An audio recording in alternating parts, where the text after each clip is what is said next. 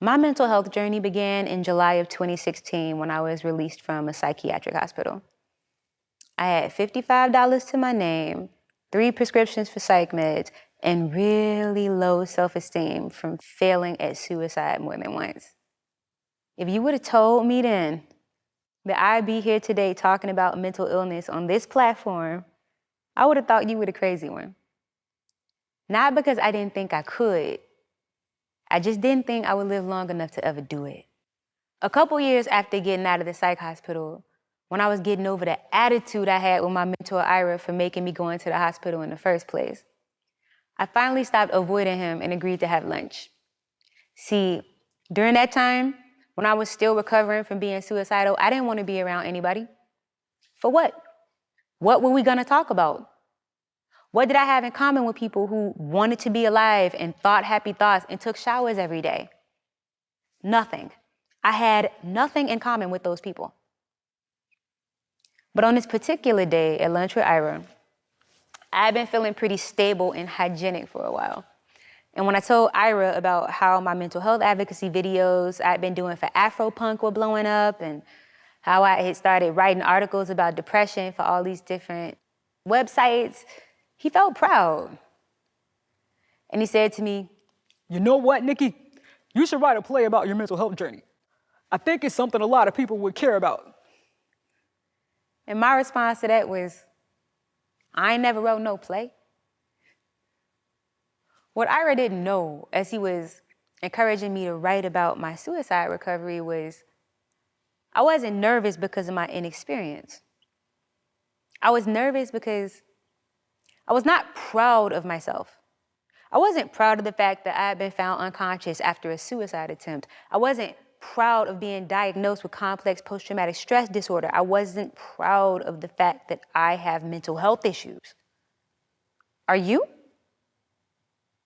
I mean, according to statistics, 1 in 5 people in America experience mental health issues. But that was before the pandemic.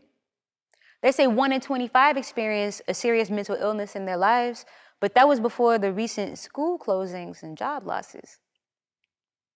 The CDC reports that there's recently been a spike in anxiety, substance abuse, and suicidal ideation. So we don't know what the new statistics are. And many people are suffering in silence simply because they don't want to experience the stigma and discrimination that having mental health issues brings your way. I've seen it firsthand. And when you're facing that kind of stigma while you're at your lowest, you can't clap back because you don't feel brave. Living with mental health issues automatically makes you part of this lower class of society that consists of nothing but crazy ex-girlfriends and domestic terrorists.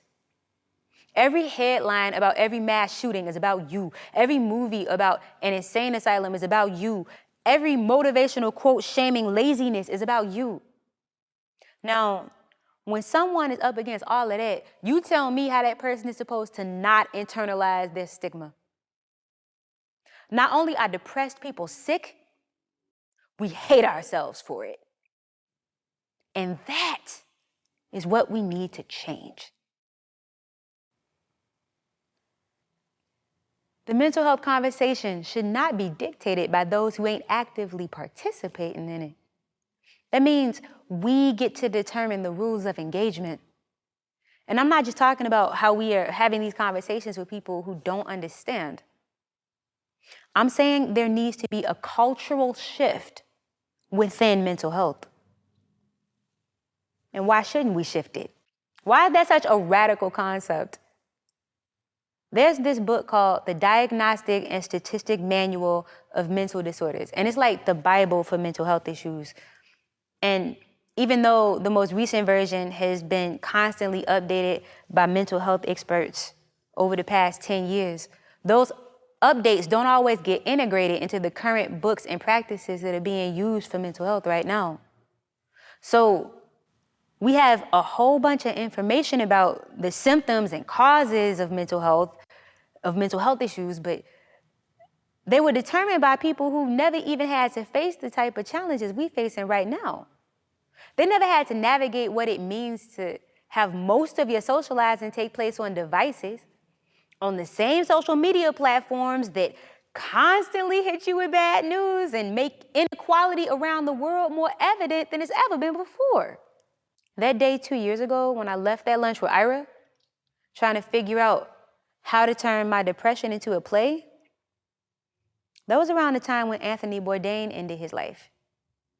And earlier that year, Kate Spade and Avicii had ended their lives. So 2018 was the year when it started becoming real popular online to say, it's okay to not be okay. What? Was this the first time pop culture was addressing the internalized mental health stigma? It's okay to not be okay. That saying didn't come from people who lack empathy. It didn't come from outside of the mental health conversation. It came from the mind of folks who do understand. It's a call to action because it requires you to let go of the judgment you pass on yourself for not being okay. A couple years ago, that saying helped me gain self-acceptance. And I really threw myself into the whole self-care, namaste, scented candle, mental wellness movement thing. But it came to a point where I hit a wall because it felt bougie and not inclusive.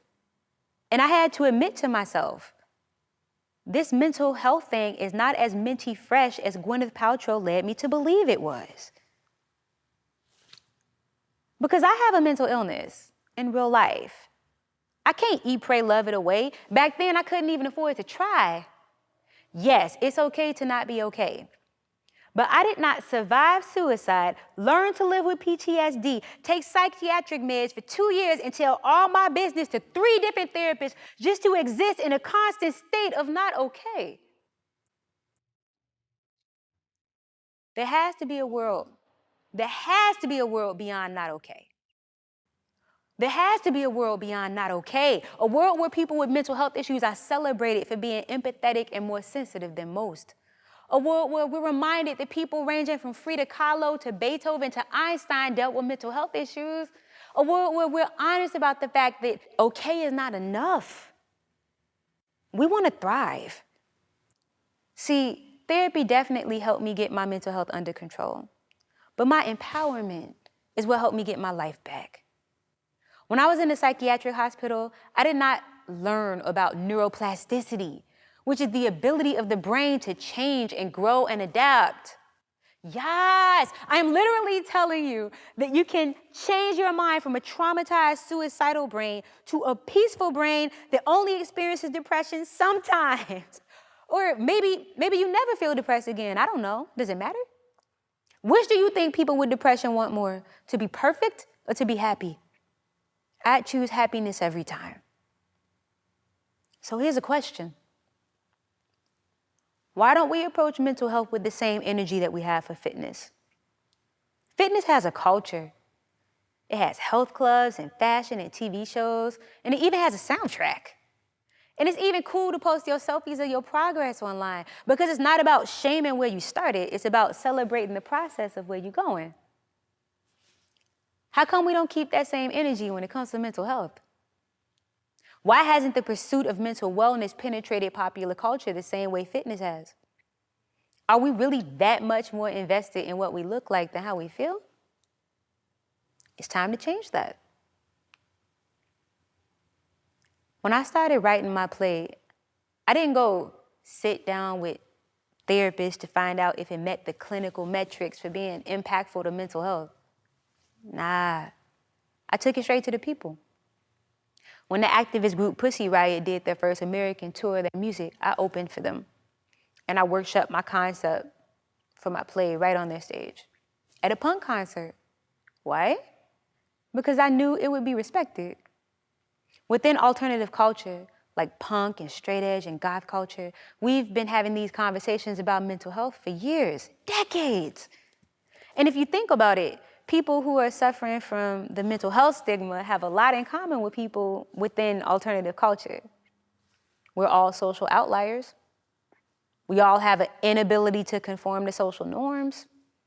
And we're all considered to be creeps and weirdos, except, in alternative culture, we're kind of into it. Because us alternative folks reject social norms. We respect individuality. We don't even attempt to maintain the illusion of being perfect just so we could fit in with the rest of society. Alternative culture is more than just a fashion statement. People want to imitate everything about being punk except the substance of it. What I'm saying is this: rebellion, empowered energy of alternative culture is just what mental health needs. Because within the framework of that culture, you are not apologetic about what's wrong with you.